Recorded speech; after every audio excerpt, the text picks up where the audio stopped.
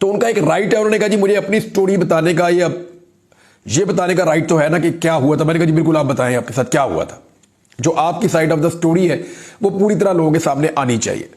तो अली अमीन गड्ढापुर साहब ने कहा कि मैं अपनी हिकमत अमली के तहत जब डी चौक पे पहुंचा तो हमारा काफिला दो हिस्सों में तकसीम हो गया था और काफिले का एक छोटा हिस्सा लेकर मैं डी चौक में आया था।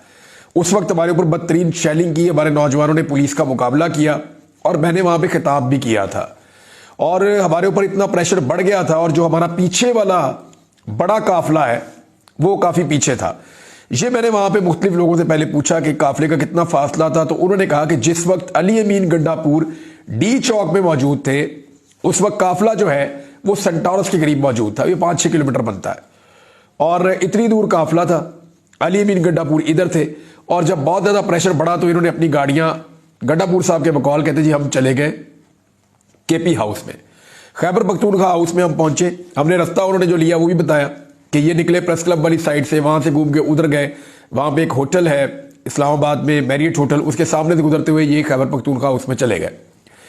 जब ये खैबर पख्तूनख्वा हाउस में गए तो थोड़ी देर के बाद वहां पे रेड हो गया। पुलिस ने और रेंजर ने दरवाजे तोड़ना शुरू कर दिए, अटैक कर दिया।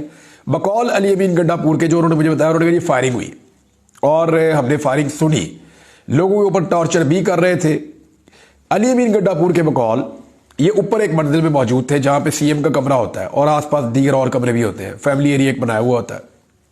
वो कहते हैं मैं वहां मौजूद था तो वहां पे एक शख्स ने, अच्छा ये उन्होंने मुझे कहा कि यार आप ऑफ द रिकॉर्ड रखिएगा, उस बंदे का नाम ना बताइएगा और कोशिश करें कि डेजिग्नेशन भी ना बताएं, लेकिन आप ये बताएं कि मुझे एक शख्स ने वहां से इशारा करके निकाला कि आप इस तरफ को आ जाएं। वो मुझे एक दूसरी सिमत लेकर गया और ले जाके उसने मुझे एक पिकेट, ये पिकेट जो होती है जिसके अंदर वो बैठते हैं गनमैन सिक्योरिटी के लिए जो बैठते हैं, उन्होंने कहा एक पिकेट थी उसकी छत पे मुझे चढ़ा दिया कि आप इस छत पे चढ़ के छुप जाएं। तो अली अमीन गड्ढापुर के बकौल वो उस पिकेट की छत के ऊपर छुप गए। नीचे पुलिस टॉर्चर करती रही, गिरफ्तारियां करती रही, लोगों को सीटती रही और रेंजर्स भी मौजूद थी।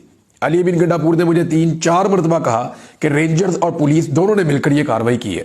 फिर उन्होंने कहा जी मैं वहां पे लेटा रहा और मैं जायजा लेता रहा और ये फिर शाम का वक्त हो गया, रात का। फिर अली अमीन गड्ढापुर ने बताया कि वही शख्स दोबारा आया और उसने मुझे कहा कि जी आप अपना लोकेशन तब्दील कर लें क्योंकि अब वो दोबारा सर्च ऑपरेशन के लिए आएंगे और जब वो आएंगे तो फिर वो ये वाली पिकेट पे भी आएंगे और इसको भी चेक करेंगे, तो आप दूसरी जगह पे आ जाएं। तो उसने अली अमीन गड्ढापुर साहब को निकाल के एक जो उससे बड़ी वाली लंबी पिकेट थी उसके ऊपर चढ़ा दिया और वहां पे जाके अली अमीन गड्ढापुर साहब ऊपर लेट गए। उन्होंने मुझे ये बताया कि वहां पे ऊपर पत्थर पड़े हुए हैं और आप जाके देख सकते हैं वहां पे ऊपर पत्थर पड़े हुए हैं, ये उन्होंने कहा। और साथ उन्होंने ये कहा अली अमीन गड्ढापुर ने कि वहां बारिश होना शुरू हो गई और मैं बारिश के अंदर वहां पे उस पिकेट की छत के ऊपर लेटा रहा और गिरफ्तारी को अवॉइड करता रहा और इसकी वजह से उन्होंने कहा जी मेरे कोई निशान भी पड़े जिस्म पे जब मैं वहां लेटा हुआ था।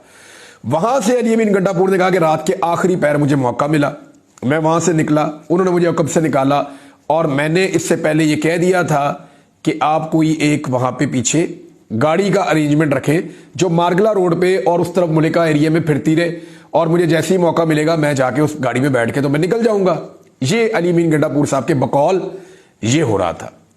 फिर अली अमीन गड्ढापुर साहब नीचे आते हैं।